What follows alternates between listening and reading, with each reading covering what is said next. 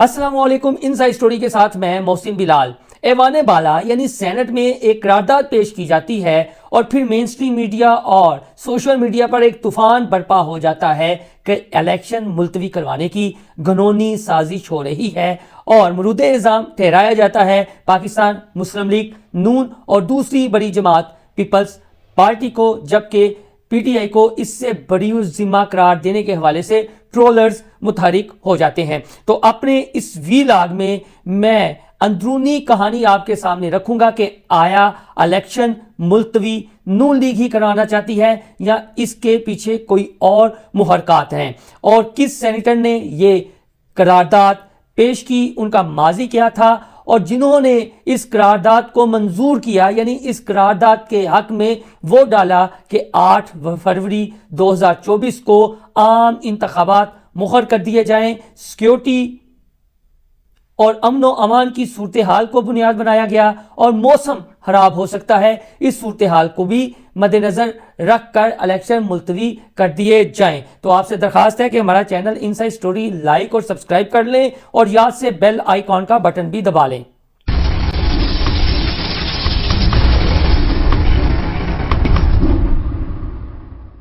तो दोस्तों, सबसे पहले बात करते हैं कि ये जो कहा जा रहा है कि ये जो इलेक्शन 8 फरवरी 2024 को होने जा रहे हैं आम इंतखाबात, उसको नून लीग मुलतवी करवाना चाहती है। एक ये बात हो रही है और इस हवाले से ट्रोलिंग की जा रही है। हमारी नज़र में हकायक मसक किए जा रहे हैं और नवाज शरीफ ने अपनी जमात को इस सिलसिले में क्या हदायत कर रखी है और क्या हदायत की है वो आपको बताएंगे आगे चलकर। लेकिन जो बात पहले मैं आपके साथ शेयर करना चाहता हूं वो अभी तक किसी ने आप तक नहीं पहुंचाई कि ये सेनेटर्स कौन हैं, इन सेनेटर्स का ताल्लुक किस जमात से है। 100 सेनेटर्स पर मुश्तमिल ये ऐवान है और मौजूद थे सिर्फ 14। उसमें जमात इस्लामी के सेनेटर मुश्ताक अहमद मौजूद नहीं थे, जो हर छोटे मोटे इशू पर हमेशा सेनेट में मौजूद होते हैं। लेकिन जब यह करारदाद पेश की जा रही थी और मंजूर की जा रही थी वो इसमें मौजूद नहीं थे। गोगे जमात इस्लामी की जानिब से इसकी भरपूर मजम्मत की गई है, लेकिन जो अमली इक़दाम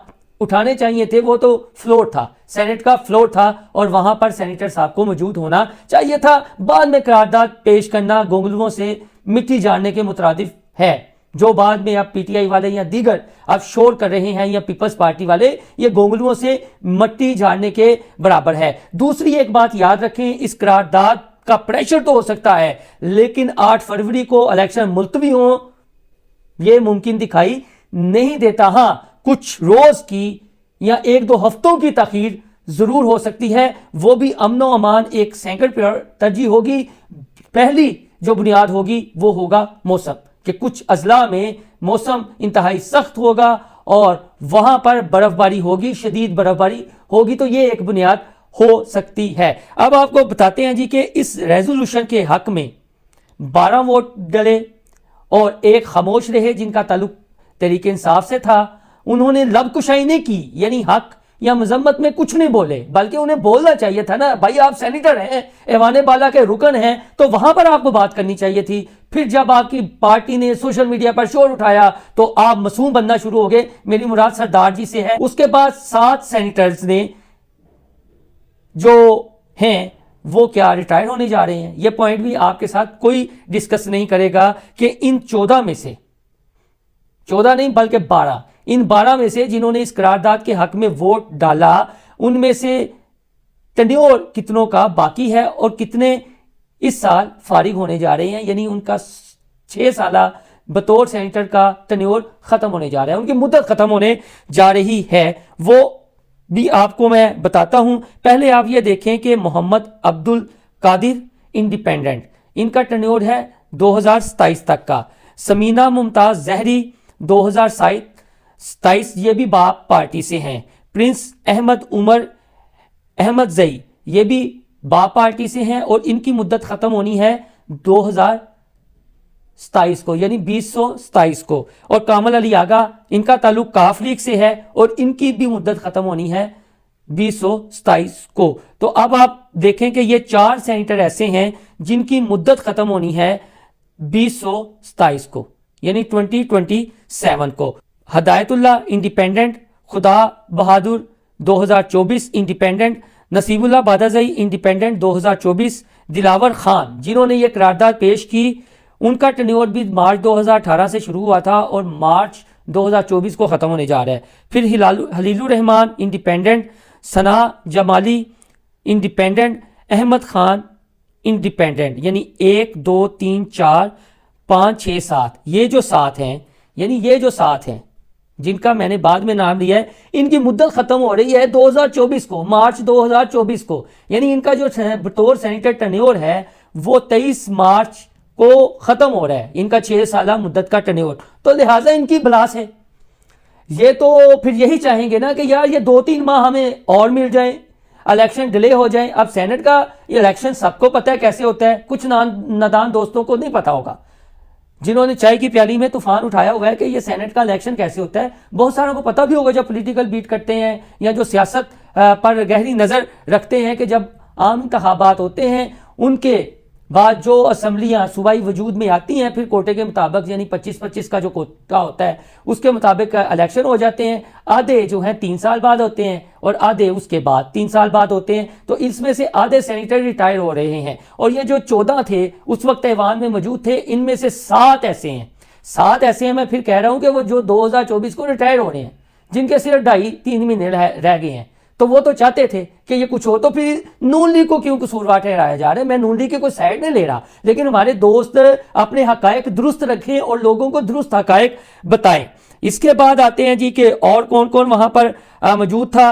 those voted in favour of resolution, most of them are retiring in coming March, जो मैंने जिक्र किया। Senators are independent while 2 belong to BAP and 1 from PML Q, वो भी मैंने आपके साथ उनका भी जिक्र कर दिया। और जो PTI के सरदार जी हैं, जब ये सोशल मीडिया पर इशू उठा तो उन्होंने कहा जी कि मैंने अपोज किया, जबकि सेनेट का आप जो इजलास हुआ है वो आप देख लें, उसकी रिकॉर्डिंग निकलवा लें, तो आपको पता चल जाएगा कौन सच बोल रहा है और कौन झूठ बोल रहा है। दूसरी जानिब मौलाना फजल रहमान शुरू दिन से कह रहे हैं, अभी इलेक्शन की डेट अनाउंस नहीं हुई थी तो उन्होंने KPK में अमन व अमान की सूरत हाल पर शहबाज शरीफ को भी कहा था और शहबाज शरीफ ने कहा था मेरे इल्म में नहीं है। और मौसम के बारे में सारे एक जुबान थे कि हाँ जो फरवरी में मौसम है वो काफ़ी ज़्यादा ठंडा होता है बलूचिस्तान और KPK के कुछ अजला का, तो टर्न आउट वहां पर इंतहाई कम होने के चांसेस हैं। तो मौसम को बुनियाद बनाकर एक चीज़ की जा सकती है, उसके अलावा जो दहशतगर्दी के वाक़यात हुए हैं, अमन व अमान की सूरत हाल को तो मौलाना फजल रहमान बड़े क्लियर है। अब मौलाना फजल रहमान के थोड़े से नून लीग से अगर मसाइल चल रहे हैं तो उसकी बड़ी वजह यह है कि नून लीग चाहती है कि इंतखाबात हों।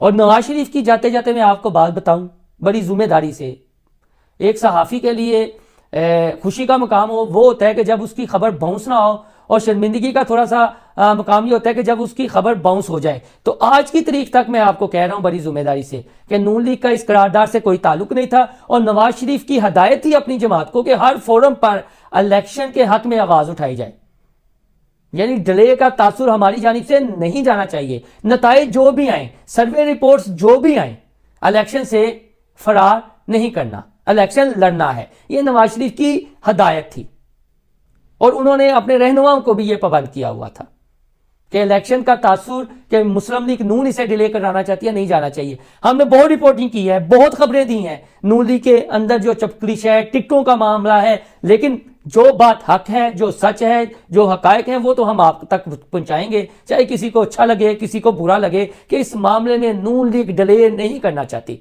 तहरीके इंसाफ के कुछ अनासर ऐसे जरूर हैं जिन्हें बेनिफिट हो सकता है इसके डिले होने का,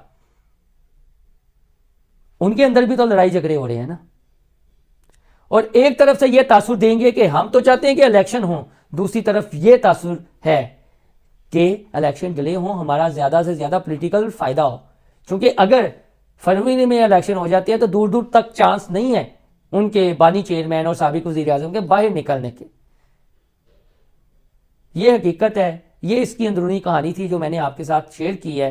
काइंडली हमारा चैनल इनसाइड स्टोरी लाइक और सब्सक्राइब करना ना भूलिएगा, हौसला अफजाई थोड़ी सी कर दीजिएगा ताकि इस तरह की हकायक पर मबनी जो न्यूज़ है जिसे अपना एंगल देकर या फेक तर्ज से आगे फैलाया जाता है वो दुरुस्त मालूमात आप तक पहुंच सके। अल्लाह हाफिज़।